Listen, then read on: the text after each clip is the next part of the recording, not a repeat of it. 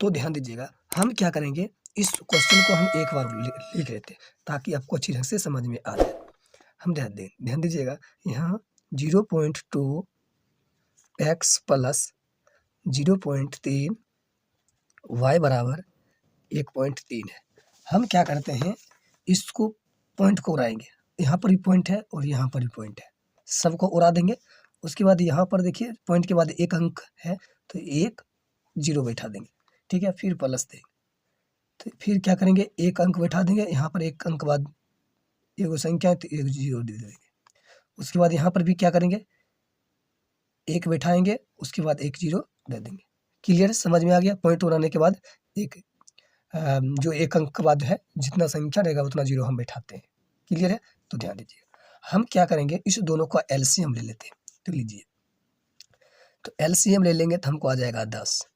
उसके बाद यहाँ पर आ जाएगा 2x प्लस 3y बराबर 13/10। क्लियर है, समझ में आ रहा है। अब ध्यान दीजिएगा, इसको ये देखिए बराबर के इस साइड बराबर के इस साइड ये दोनों कट जाएगा, तो कटेगा तो हमको कितना हो जाएगा, 2x प्लस 3y बराबर 13। तो हम यहाँ पर लिख लेते हैं 2x प्लस 3y बराबर 13। इसको समीकरण हम फर्स्ट मान लेंगे, कोई दिक्कत नहीं। चलिए आगे बढ़ते हैं। उसके बाद अगला सवाल, अगला क्वेश्चन है 0.4x प्लस 0.5y बराबर 2.3 है। तो फिर उसी प्रकार से हम इसको करेंगे, ये वाला हटाएंगे तो इसको हटाएंगे तो जीरो, क्योंकि पॉइंट के बाद एक अंक है तो एक जीरो बैठा देंगे। उसके बाद इसको भी वैसा ही करेंगे, एक पॉइंट के बाद जीरो देंगे। क्लियर है, मतलब ये पॉइंट के बाद एक जीरो बैठा देंगे, क्योंकि एक संख्या है तो एक लिखेंगे, अगर दो रहेगा तो यहाँ पर अगर जो संख्या जितना रहेगा गिनती कर कर हम बैठा देंगे। कहने का तात्पर्य है कि 0.468 रहेगा तो इस पॉइंट को हटाएंगे तो भट्टा में एक देंगे, 1 2 3 तो तीनों जीरो दे देंगे। बात को समझ गए, तो इसी तरह से हम करेंगे। तो चलिए, तो हम क्या करेंगे, फिर इस दोनों को एलसीएम लेंगे तो हमको आ जाएगा 10। यहाँ पर आ जाएगा 4x प्लस 5y बराबर 23/10 हो जाएगा। देखिए ये बराबर के उस साइड बराबर के इस साइड है, कट जाएगा।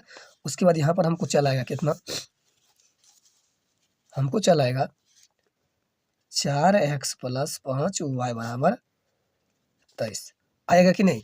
तो चलिए हम यहाँ पर लिख लेते हैं 4x प्लस 5y बराबर 23 समीकरण 2 में लिए। क्लियर है, देखिए हम आसान करने के लिए कर दिए। आप इसको भी समीकरण फर्स्ट मान सकते हैं, इसको भी समीकरण सेकंड मान सकते हैं, लेकिन अगर पॉइंट वाला आपको नहीं आता होगा तो इसलिए हम इस विधि से हम सॉल्व किए ताकि आपको अच्छी ढंग से समझ में आ जाए। क्लियर है, चलिए हम लिखेंगे समीकरण फर्स्ट, समीकरण 1 से। समीकरण 1 क्या है, 2x प्लस 3y बराबर 13। यहाँ पर देखेंगे 2x प्लस प्लस नहीं, बराबर का चिन्ह देंगे। अब उसके बाद ये 13, ये प्लस में है तो बराबर के उस साइड जाएगा तो यहाँ पर माइनस में आ जाएगा 3y। तो x बराबर हो जाएगा 13 माइनस 3y/2। इसको समीकरण क्या मान लेंगे हम, समीकरण 3 मान लेंगे, कोई दिक्कत नहीं। चलिए आगे बढ़ते हैं।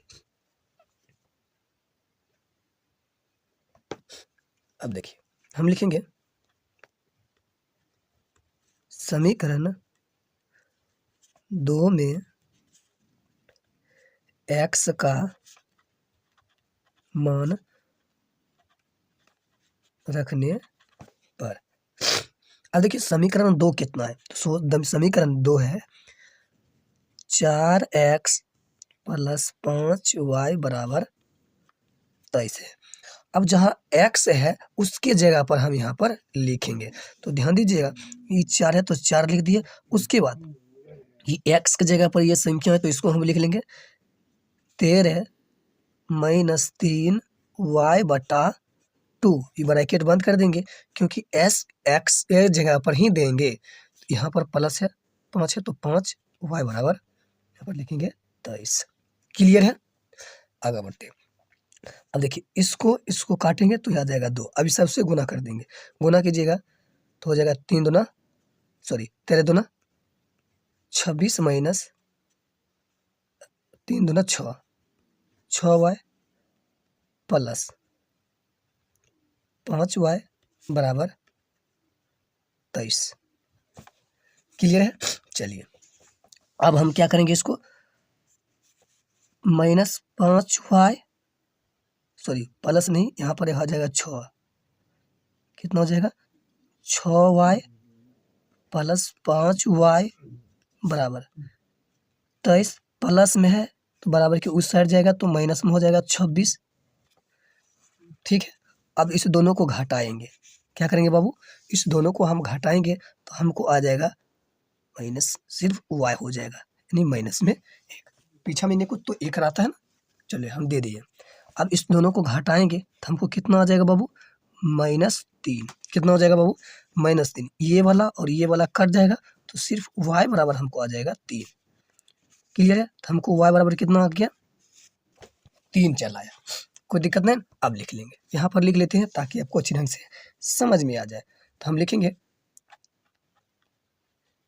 समीकरण 3 में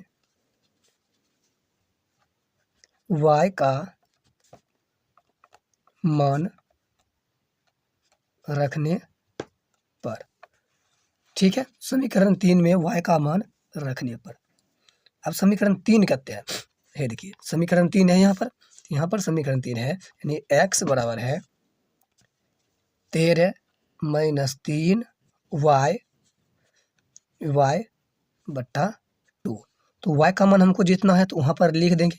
तो x बराबर 13 माइनस 3 गुना कितना लिख देंगे बाबू, 3 बट्टा 2। तो x बराबर 13 माइनस 3 तिहाई 9 बट्टा 2।